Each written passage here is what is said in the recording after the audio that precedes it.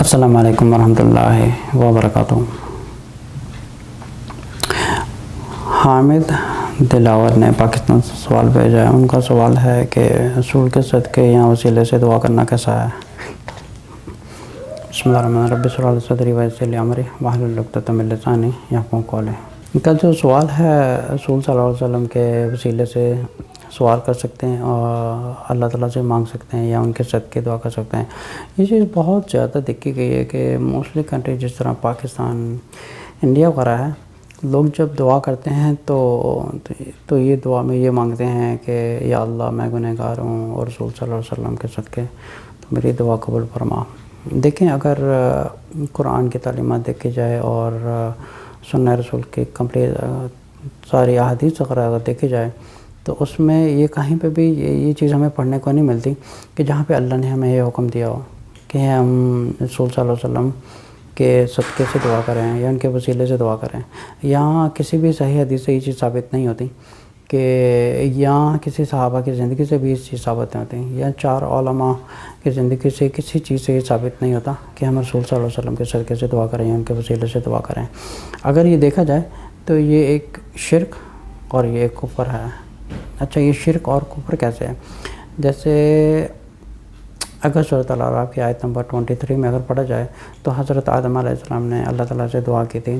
وہ دعا کہتی ہے اعوذ باللہ من الشیطان الرجیم بسم اللہ الرحمن الرحیم ربنا ظلمنا انفسنا۔ اچھا، انہوں نے کیا کہا تھا؟ ربنا ظلمنا انفسنا، ٹھیک ہے نا، اے ہمارے رب، ہم نے اپنی جان پر ظلم کیا، تو ہماری مغفرت فرما۔ وَإِن لَّمْ تَغْفِرْ لَنَا وَتَرْحَمْنَا لَنَكُونَنَّ مِنَ الْخَاسِرِينَ، اور اگر آپ ہمیں معاف نہیں کریں گے تو ہم خسارہ پانے والوں میں سے ہو جائیں گے۔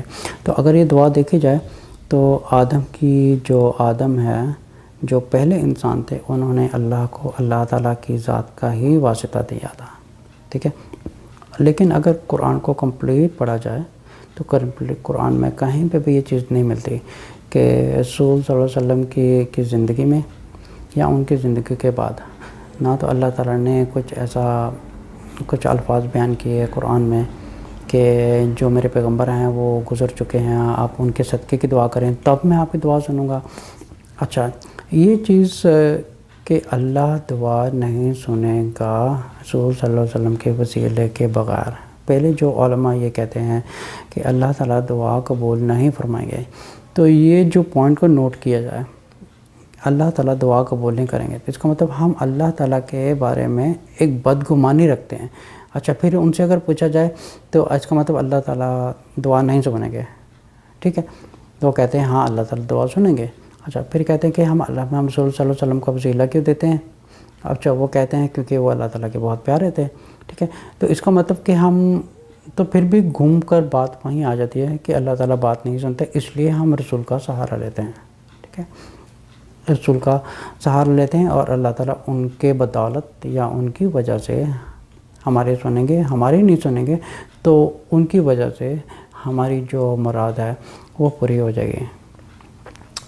اگر قرآن میں پڑھا جائے سورۃ الانعام کی آیت نمبر 50 میں، تو اس میں فرمایا گیا اللہ تعالیٰ نے اپنے رسول صلی اللہ علیہ وسلم سے کہا، ان سے کہہ دو قل لا اقول لکم عندی خزائن اللہ، ٹھیک ہے، ان سے کہہ دو کہ میرے پاس کسی چیز کا خزانہ نہیں ہے، نہ میں علم غیب جانتا ہوں، نہ میں کسی چیز کے بارے میں جانتا ہوں، جو اللہ تعالیٰ مجھے دیتے ہیں وہی میں تمہیں پہنچا دیتا ہوں۔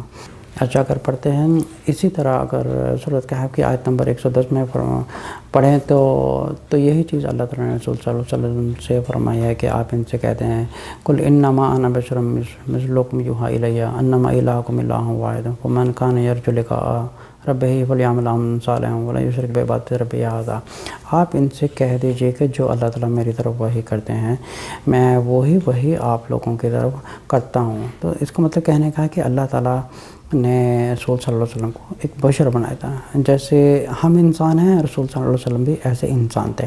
ہم میں اور ان میں فرق صرف اتنا ہے کہ اللہ تعالیٰ کے وہ ایک چوزن بندے تھے، جیسے ایک سلیکٹڈ ایک بندے تھے جن کو انہوں نے ایک پیغمبر کا درجہ دیا تھا، اور اللہ تعالیٰ نے ان سے وعدہ کیا ہے اور انہیں مقام محمودہ کی جگہ پہ وہ انہیں عطا کریں گے۔ سیم چیز اگر دیکھی جائے تو کسی صحابہ کی زندگی سے کسی نے ایسی دعا نہیں کی۔ اچھا یہ ہے کہ کسی بھی انسان سے ایک جنرلی طور پر ہم یہ دعا کروا سکتے ہیں. جیسے ہم کسی کے پاس جاتے ہیں، اس کو کہتے ہیں کہ بھائی آپ ہمارے لیے دعا کر دینا. جیسے مسجد کے امام سے کہتے ہیں آپ ہمارے لیے دعا کر دینا، کسی نیک آدمی سے کہتے ہیں ہمارے لیے دعا کر دینا، کسی بزرگ سے کہتے ہیں ہمارے لیے دعا کر دینا. کوئی بھی ہو، ہم کسی سے بھی کہہ سکتے ہیں کہ ہمارے لیے دعا کر دیں. لیکن اگر کوئی گزر چکا ہے تو گزر چکے سے دعا کرنا ایک شرک میں آ جاتا ہے. کیونکہ اللہ تعالیٰ نے کہا کہ انسان زندہ ہو تو اسے دعا کر سکتے ہیں، لیکن جو انسان مر چکا ہے، جو فوت ہو چکا ہے، اسے دعا نہیں مانگ سکتے، نہ اس سے مانگ سکتے ہیں، نہ اس کا وسیلہ دے سکتے ہیں. یہاں تک کہ رسول صلی اللہ علیہ وسلم کی وفات ہو چکی ہے، ہم نہ تو ان کا وسیلہ دے سکتے ہیں اور نہ ان سے مانگ سکتے ہیں. یہ ایک شرک ہے. یہ شرک کیوں ہے؟ کیونکہ ایک تو یہ پہلی بات ہے کہ ہم اللہ تعالیٰ کے ساتھ کہ اللہ تعالیٰ کے برابر کسی کو کھڑا کر رہے ہیں. ٹھیک ہے. دوسرا کفر کیوں ہے؟ کفر اس لیے ہے کہ ہم اللہ تعالیٰ سے ایک مسلمان جب نا امید ہو جاتا ہے، پھر وہ سوچتا ہے کہ اللہ تعالیٰ میری فریاد نہیں قبول فرما رہا ہے، چلے رسول صلی اللہ علیہ وسلم کا وسیلہ دیتے ہیں. جیسے بہت سے لوگ دعا کرتے ہیں کہ یا اللہ رسول صلی اللہ علیہ وسلم کے صدقے میرا یہ کام کر دے، یا ان کے وسیلے سے میرا کام کر دیں. دیکھیں، ہم جو وسیلہ دے سکتے ہیں، ہم صرف اللہ کو اس کے ناموں کا وسیلہ دے سکتے ہیں کہ اللہ آپ غفور ہیں، الرحیم ہیں، یا اللہ آپ الرحمن الرحیم ہیں، المالک القدوس ہے، السلام المؤمن المہیمن العزیز الجبار المتکبر الخالق الباری ہے. جیسے جتنے بھی ان کے نام ہیں، ہم کتنے ناموں سے اللہ تعالیٰ کی ذات کا ہی، اس کی بڑھائی کا ہی وسیلہ دے سکتے ہیں کہ یا اللہ آپ غفور الرحیم ہیں، یا ارحم الراحمین آپ غفور الرحیم ہیں، معاف کرنے والے ہیں، مجھ سے خطا ہوئی ہے آپ مجھے معاف کر دیجیے گا. اچھا پھر کیا ہے کہ جب ہم دعا کریں، آپ سچے عقیدے سے اور صحیح اس توکل کے ساتھ دعا کریں ہیں کہ اللہ آپ کی فریاد قبول فرمائے گا. جیسے رسول صلی اللہ علیہ وسلم کی تعلیمات ہیں، جیسے آپ اللہ تعالیٰ سے دعا کریں. ان صحابہ کو سکھاتے تھے کہ آپ اللہ تعالیٰ سے کہ یوں دعا کریں کہ شاید آپ میری مغفرت کر سکتے ہیں تو کر دیجیے. آپ اس طرح دعا نہ کریں، یہاں تو اس طرح بھی دعا نہ کریں کہ یہ سوچیں کہ پتہ نہیں اللہ میری سنے گا یا نہیں سنے گا.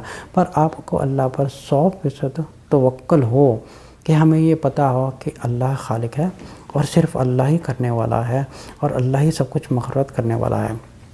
اب یہ ہے کہ اللہ تعالیٰ اگر دعا قبول نہیں فرماتے، اس کا جواب اللہ تعالیٰ قرآن میں فرماتے ہیں.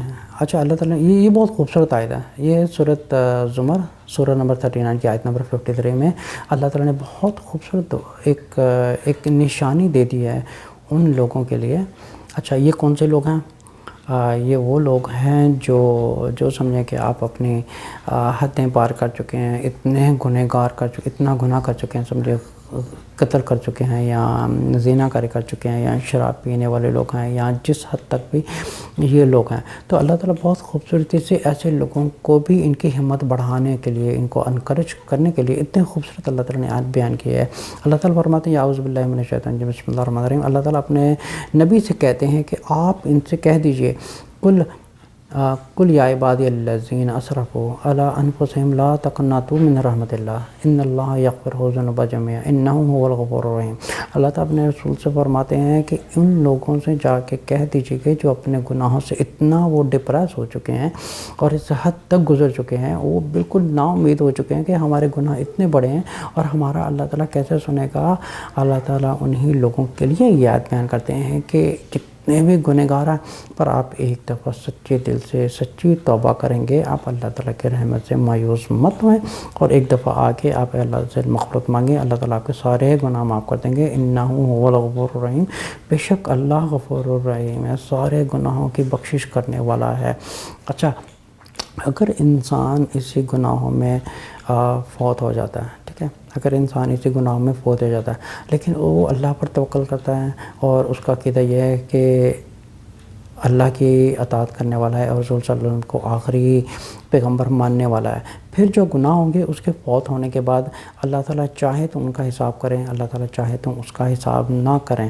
لیکن اگر انسان کی شرک میں موت ہو جاتی ہے تو اس کی مغفرت اس دنیا میں ہی ہو سکتی ہے، لیکن مرنے کے بعد اس کی مغفرت اگر وہ نیت کر کے بھی مرتا ہے کہ چلے میں شرک سے پاک ہو جاتا ہے، چلے میں اس چیز کے پاک ہوں، پھر بھی اس کی نیت کے اوپر اللہ تعالیٰ چاہیں تو اس کو غفور الرحیم ہے، چاہیں تو معاف کر دیں. لیکن ایک انسان جو پورا غافل ہے جو انسان اس غفلت میں موت مر گیا ہے. لیکن اللہ تعالیٰ جو احادیث میں بیان کیا ہے، اللہ تعالیٰ ہر انسان کے جو کرم کا حساب ہے وہ اس کی نالج کے اوپر کریں گے کہ اس کی علم کہاں تک ہے اور اس کی نیت کیسی تھی. جیسے صحیح بخاری کی جو پہلی نیت جو پہلی حدیث ہے، وہ حدیث یہی انما الاعمال بالنیات. ٹھیک ہے، وہ پہلی حدیث یہی صحیح بخاری کی انما الاعمال. آپ کے جو ٹوٹلی کرموں کا حساب ہوگا وہ آپ کی نیت پہ ڈیپینڈ کرے گا. اب سوال ان کا یہ آیا تھا کہ کیا رسول صلی اللہ علیہ وسلم کے صدقے سے دعا کرنا کہتا ہے.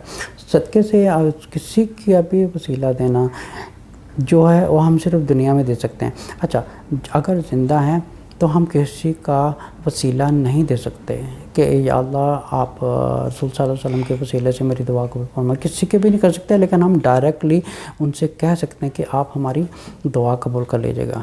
ٹھیک ہے، آپ ہماری دعا قبول کر لیں، ہم گنہگار، ہم اپنے آپ کو ٹھیک کریں گے. ہوتا کیا ہے کہ جب انسان اتنا گناہ کرتا ہے تو اس کو اللہ تعالیٰ سے دل میں شیطان نا امیدی ڈالنا شروع کر دیتا ہے.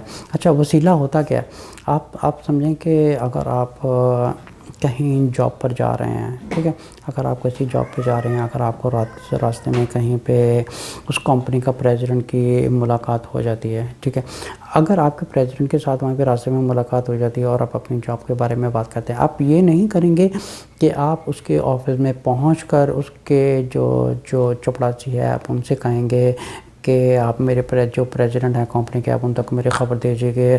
آپ ان کے مینیجر کو نہیں نوٹس دیں گے کہ میں آپ میری اپلیکیشن جا کے پریزیڈنٹ کو دے دیں، کیونکہ پریزیڈنٹ تو آپ کے آلریڈی ساتھ ہے ہی. اچھا، یہی چیز اللہ تعالیٰ نے سورۃ بقرہ کی آیت نمبر 186 میں اللہ تعالیٰ فرماتے ہیں، اعوذ باللہ من الشیطان الرجیم، بسم اللہ الرحمن الرحیم، وَإِذَا سَأَلَكَ عِبَادِي إِنِّي فَإِنِّي قَرِيبٌ أُجِيبُ دَعْوَةَ الدَّاعِ. اور اللہ تعالیٰ اس آیت میں فرماتے ہیں کہ جو بندے آپ سے پوچھتے ہیں کہ میں کہاں ہوں، آپ ان سے کہہ دیجئے کہ میں آپ کے قریب ہوں. اچھا، قریب ہونے کا مطلب یہ نہیں کہ وہ فزیکلی قریب ہیں. قریب ہونے کا مطلب ہے کہ اللہ تعالیٰ کی نظر میں ہم 24 آورز ہی ہیں. پھر اللہ تعالیٰ سورۃ قاف سورہ نمبر 50 اور آیت نمبر 16 میں یہی چیز فرماتے ہیں، نحن اقرب الیہ من حبل الورید. پھر سیم چیز اللہ تعالیٰ نے بیان کی ہے دوبارہ سورۃ واقعہ سورۃ نمبر 85 کی آیت نمبر سورہ نمبر 56 اور آیت نمبر 85 میں اللہ تعالیٰ سیم چیز فرماتے ہیں، وَنَحْنُ أَقْرَبُ إِلَيْهِ مِنْ حَبْلِ الْوَرِيدِ. اچھا، کتنی ہی جگہ پہ اللہ تعالیٰ نے یہی چیز کہی کہ میں تمہارے قریب ہوں، میں تمہارے قریب ہوں. جب اللہ تعالیٰ کہہ رہا ہے کہ میں خود تمہارے قریب ہوں، جب چاہے کہ اللہ تعالیٰ کے دعا قبول فرما سکتے ہیں، تو ہمیں کسی کے وسیلے کی کیا ضرورت ہے؟ اچھا، پھر یہ چھوڑا، پھر یہ جو علماء کہتے ہیں کہ رسول کے وسیلے کے بغیر ہماری دعا قبول نہیں ہوگی، آپ انہی سے پوچھئے کہ کیا اللہ تعالیٰ وسیلے کے بغیر دعا قبول کرتے ہیں یا نہیں کرتے ہیں؟ اگر نہیں کرتے تو یہ اللہ تعالیٰ پر کفر ہونا گیا، یہ اللہ تعالیٰ پر کفر ہوتا ہے. ٹھیک ہے، یہ چیز اللہ تعالیٰ کے بارے میں کوئی چیز نیگیٹو سوچنا ایک کفر ہے. ہمیں یہ ایمان ہونا چاہیے کہ اللہ تعالیٰ 100% دعا قبول فرمانے والے ہیں، اور ہمیں اپنے گناہوں کا حساب کرنا ہے اور ہم اپنے آپ کو گناہوں سے دور کریں، پھر اللہ تعالیٰ ہماری دعا قبول فرمائیں گے. یہاں تک کہ رسول صلی اللہ علیہ وسلم کی جب وفات ہوئی تو نہ تو ان کی تعلیمات میں یہ ملتا ہے کہ یہ میرے فوت ہونے کے بعد یا میرے صحابہ آ کے میرا وسیلہ دیں اللہ تعالیٰ سے کہ ہمارا یہ کام کرتے ہیں، ہمارا یہ کام کرتے ہیں یا ہماری مغفرت کرتے ہیں. کسی تعلیم میں بھی نہیں ملتا. تو پھر یہ کانسیپٹ کہاں سے آیا؟ یہ کانسیپٹ جو آیا ہے یہ سمجھے کہ ایک شیطان ہے جو انسان کے شکل میں آیا، اور یہ پاکستان میں کیسے آیا؟ یہ انڈیا سے بن کے آیا. یہ لاجک جو ہے کہ اللہ تعالیٰ دعا قبول نہیں کریں گے کیونکہ ہم گنہگار ہیں، بلکہ اللہ تعالیٰ نے سورہ زمر کی آیت نمبر 53 میں فرما دیا، قُلْ یَا عِبَادِیَ الَّذِینَ أَسْرَفُوا عَلَىٰ أَنفُسِہِم. جو لوگ اپنی حدوں سے پار ہو چکے ہیں، قاتل ہیں یا زنا کار ہیں یا شرابی ہیں، ان سے بھی اللہ تعالیٰ کہہ رہا ہے کہ جاؤ بول جاؤ، آ کے مجھ سے معافی مانگتا. اچھا، بشرطیکہ کہ یہ کہ انسان گناہ سے توبہ کرے، اس پر کنٹینیو نہ رہے اور توبہ کو کھیل تماشا نہ بنائے، اور اللہ تعالیٰ نیت دیکھنے والے ہیں. اگر دل سے انسان اگر نیت کرے کہ اللہ میں اپنے گناہ سے معافی مانگتا ہوں اور میں دوبارہ یہ غلط کام نہیں کروں گا، گناہ نہیں کروں گا، آپ میری مغفرت کر دیں، تو ہمارے گناہ کی. اچھا، اگر دیکھا جائے تو جو 4 علماء آئے تھے اور جتنے تابعین یا تبع تابعین وغیرہ آئے تھے، ہمیں کسی کی تعلیمات میں یا کہیں سے یہ ریفرنس نہیں ملتا کہ ہم رسول صلی اللہ علیہ وسلم کا صدقہ دیں یا ان کے صدقے اللہ ہماری دعا سنے، یا ہم رسول صلی اللہ علیہ وسلم کا کا وسیلہ دیں، کیونکہ یہ شرک ہے۔ ایک تو پہلی بات ہے کہ ہم اللہ تعالیٰ کو کہہ رہے ہیں آپ ہماری نہیں سنیں گے، تو ہم آپ کے جو پیارے بندے ہیں ہم آپ ان کا واسطہ دیتے ہیں، جو اللہ پورے کائناتوں کا خالق ہے۔ اب یہ ایک لاجک دیکھیں، کتنا ایک ان لاجیکل بات ہے کہ جو کائنات کا اتنا بڑا خالق ہے، ہم اسے واسطہ دے رہے ہیں اس کی بنائی ہوئی مخلوق کا۔ اچھا، جو سب سے بڑی مخلوق ہے جبرائیل علیہ السلام، کیا جبرائیل علیہ السلام کس کا واسطہ دیں گے؟ وہ کس کا واسطہ دیں گے؟ رسول صلی اللہ علیہ وسلم کا واسطہ دیں گے وہ۔ اللہ تعالیٰ نے قرآن میں کتنی جگہ پہ بیان کر دیا ہے کہ میں تمہارے قریب ہوں، اور اگر ایک گنہگار انسان ہے تو سیدھا اللہ تعالیٰ سے مانگ سکتا ہے، اس کو کسی کے پاس جانے کی ضرورت نہیں ہے۔ دیکھیں رسول صلی اللہ علیہ وسلم ہمارے لیے رحمت العالمین بن کے آئے ہیں، ٹھیک ہے۔ انہوں نے یہ نہیں کہا کہ میرے جیتے جی یا میری زندگی میں یا میرے مرنے کے بعد میرا وسیلہ بنایا جائے یا میرے صدقے سے دعا کی جائے جہاں پہ اللہ تعالیٰ میری فریاد سنیں گے۔ جیسے اگر حضرت آدم علیہ السلام کی دعا نے، انہوں نے کیا کہا تھا، ربنا، اے ہمارے رب، ہم نے یہ غلطی کی ہے، آپ ہماری معاف فرما دیجیے گا، ٹھیک ہے۔ جو 4 علماء آئے تھے، آپ ان کی زندگی میں دیکھ لیے، یہ تعلیمات نہیں تھیں۔ تو جو علماء یہ تعلیمات دیتے ہیں کہ رسول صلی اللہ علیہ وسلم کے صدقے سے دعا کریں یا ان کے وسیلے سے چیز کو جائز کرائیں، یہ یاد رکھیں یہ ایک شرک اور کفر ہے۔ شرک کیوں ہے؟ کیونکہ ہم رسول صلی اللہ علیہ وسلم کو اللہ تعالیٰ کے برابر کھڑا کر رہے ہیں، کہ ہم اللہ تعالیٰ سے کہہ رہے ہیں کہ آپ ہماری دعا قبول نہیں کریں گے۔ سمجھیں کہ یہ اللہ تعالیٰ ہیں، ٹھیک ہے۔ ہم کہہ رہے ہیں کہ اللہ تعالیٰ سے کہ آپ ہماری دعا قبول نہیں کریں گے، ہم کسی اور کے پاس جاتے ہیں، تو آپ سمجھیں کہ ہم نے اللہ تعالیٰ کے ساتھ رسول صلی اللہ علیہ وسلم کو کھڑا کر دیا۔ اب یہ ہو گیا شرک۔ اچھا، اب یہ کفر کیسے ہے؟ کفر یہ ہے، آپ سمجھیں کہ ہم گنہگار ہیں اور ہمیں یہ بھی پتہ ہے کہ اللہ تعالیٰ جو ہے نا پوری کائنات بنانے والے ہیں۔ اچھا، ہمارا عقیدہ یہ بن جاتا ہے کہ شیطان ہمارے دل میں وسوسے ڈالتا ہے، یا کسی عالم دین کے ذریعے سے ہمیں یہ تعلیمات مل جاتی ہے کہ جہاں سے ہمیں یہ لوگوں کو سکھایا جاتا ہے کہ اللہ تعالیٰ ہم گنہگار ہیں، اللہ تعالیٰ ہماری نہیں سنیں گے، تو ہمیں رسول صلی اللہ علیہ وسلم کے صدقے کی ضرورت ہے، یا ان کے صدقے ہماری دعا قبول ہوگی، یا ان کے وسیلے سے ہماری دعا قبول ہوتی۔ تو اب یہ کہنے کا مطلب ہے کہ اللہ ہماری نہیں سنے گا، تو یہ عقیدہ ایک کفری عقیدہ ہے۔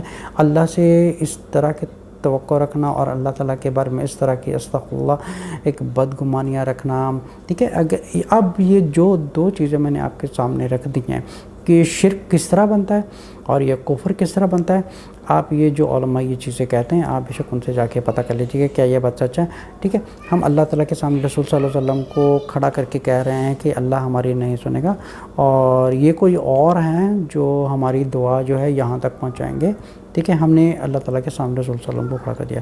اچھا، کفر کس طرح ہے کہ ہم اللہ پر ایک بدگمانی کر رہے ہیں، کیونکہ ہم گنہگار ہیں، اللہ ہماری مغفرت نہیں کرے گا، اللہ ہماری نہیں سنے گا، تو ہم اللہ تعالیٰ کے بندے کے پاس جاتے ہیں، وہ ہماری دعا قبول فرمائیں گے۔ جبکہ اللہ تعالیٰ قرآن میں چیز کو واضح طور پہ ایک بہت ڈکلیئر کر کے اللہ تعالیٰ نے بتا دیا ہے، اور یہ بہت ہی انکریج کرنے والی آیت ہے، جو سورہ زمر کی آیت نمبر 53 میں اللہ تعالیٰ نے فرما دیا، قل یا عبادی الذین اسرفوا علی انفسہم لا تقنطوا من رحمت اللہ ان اللہ یغفر الذنوب جميعا انہ هو الغفور الرحیم۔ جیسے اللہ تعالیٰ فرماتے ہیں میری رحمت سے مایوس نہ ہو۔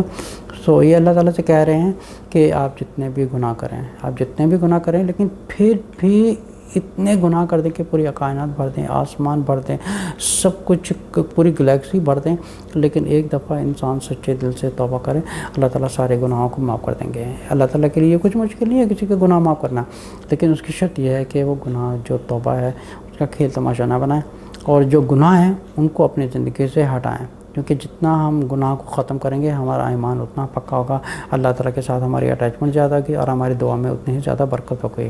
لیکن یہ عقیدہ رکھنا کہ رسول صلی اللہ علیہ وسلم کے صدقے ہماری دعا قبول ہوگی یا ان کے وسیلے سے ہماری دعا قبول ہوگی، تو آپ سمجھیں کہ یہ بات کہنے کا مطلب ہی یہ ہے کہ اللہ ہماری نہیں سنے گا، اور اس قسم کے عقیدے رکھنا کہ اللہ ہماری نہیں سنے گا، اور صرف رسول صلی اللہ علیہ وسلم کے ایک، کیونکہ اللہ نے ان کو وسیلہ بنا کے بھیجا، اللہ تعالیٰ نے ان کو وسیلہ نہیں بنا کے بھیجا۔ ایک چیز کو میں ڈکلیئر کرتا ہوں، رسول صلی اللہ علیہ وسلم کو اللہ تعالیٰ نے وسیلہ بنا کے نہیں بھیجا، ایک ہدایت کا ذریعہ بنا کے بھیجا ہے، اور رحمت العالمین بنا کے بھیجا ہے، تاکہ لوگوں کو زندگی گزارنا سکھائیں اور اللہ تعالیٰ سے کی پہچان کروائیں، اللہ تعالیٰ انہوں نے ایک پیغمبر اور رسول بنا کے بھیجا تھا، اور رسول کا جو کام ہوتا ہے وہ ہوتا ہے اللہ تعالیٰ کی جو وحی ہوتی ہے اس کو اپنے بندوں تک پہنچانا ہے کہ یہ کرو۔ اب یہ نہیں ہوتا کہ ساری دنیا کو وہ پیغمبر بنا دیں، لیکن اللہ نے ایک رسول بنایا اور ایک رسول بنا کے ایک امت میں بھیج دیا کہ آپ ان کو یہ تعلیم دیں، ان کو آپ یہ سکھائیں، ٹھیک ہے۔ وسیلہ بنانے کا مطلب یہ ہوتا ہے، وسیلے کا مطلب یہ ہوتا ہے کہ ان کے بغیر ہمارا کام نہیں ہوگا، ہم نے ان کے پاس جانا ہے، اللہ تعالیٰ کے پاس نہیں جانا، ٹھیک ہے۔ یہ ایک شرکی عقیدہ ہو گیا۔ پھر اللہ تعالیٰ سے جب بھی دعا کی جائے، اللہ تعالیٰ کو ان کے ناموں کا واسطہ دیا ہے۔ اے اللہ، آپ الرحمن ہیں، الرحیم ہیں، المالک القدوس السلام المؤمن المحمن العزیز الجبار المتکبر الخالق الباری المصور الغفار القہار الوہاب الرزاق ہے، جیسے جتنے بھی ان کے نام ہیں ان کا وسیلہ دیا جائے، ان کی حمد و ثنا بیان کی جائے، ان کی بڑھائی بولی جائے، اس قسم کی دعا کی جائے تاکہ اللہ تعالیٰ کو ان کی بڑھائی، انہی کے ناموں کا وسیلہ بنایا جائے، انہی کا ذریعہ بنایا جائے، تاکہ اللہ تعالیٰ اپنی ہی ذات کی حمد و ثنا سن کر ہمارے اوپر اپنی رحمت بخشے اور ہمارے گناہوں کو معاف فرمائے۔ السلام علیکم ورحمۃ اللہ وبرکاتہ۔